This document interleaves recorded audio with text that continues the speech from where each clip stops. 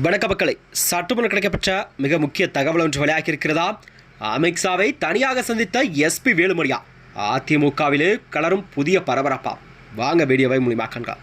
அதாவது தமிழ்நாட்டில் வரக்கூடிய 2026 சட்டமன்ற தேர்தலொற்றி தான் இன்னும் சில காலம் மட்டுமே இருக்கும் நிலையில்தான் அனைத்து கட்சிகளுமே தங்கள் கட்சி பணிகளெல்லாம் தீவிரமாக செயல்பட்டு வருகிறதா.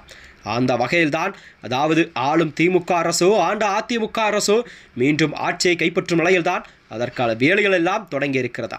அதாவது அதிமுக கூட்டணி பாஜகவுடனே ஒரு வலுவான கூட்டணியை தமிழகத்தில் அமைத்துள்ளதா. இருந்தாலும் கூட அதிமுகவின் உட்கட்சி விவகாரம் என்பது நாளுக்கு நாள் தீவிரமடைந்துள்ளதா.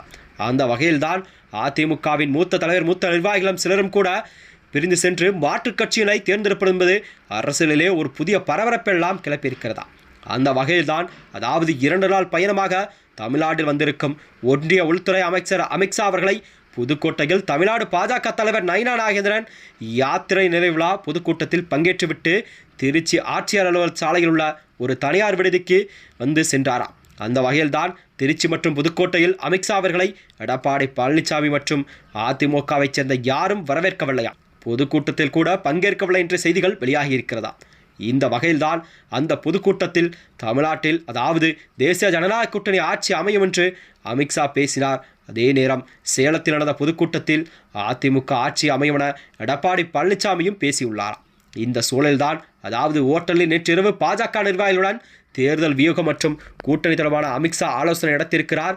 இந்த வகையில்தான் அமித்ஷாவை அதாவது அதிமுகவின் முன்னாள் அமைச்சர் எஸ்பி வேலுமணி நேற்று இரவு அதாவது 9:45 மணியளவில் திடீரென சந்தித்து பேசினாராம். இந்த சந்திப்பு என்பது கண்டிப்பாக அரசியலிலே ஒரு புதிய மாற்றத்தை எல்லாம் ஏற்படுத்தியிருக்கிறதா. அதாவது அமித்ஷா இம்முறை தமிழ்நாடு வரும்பொழுது கண்டிப்பாக அதிமுக பாஜக கூட்டணி முடிவுடன் பெற்றுவிட்டது என்றே சொல்லப்படுகிறதா. இந்த வகையில்தான் ஆனால் அமித்ஷாவை எடப்பாடி பழனிசாமி மட்டுமின்றி ஓபிஎஸ் மற்றும் டிடிவி தினகரன் ஆகியோரெல்லாம் புறக்கணித்துள்ளார்கள்.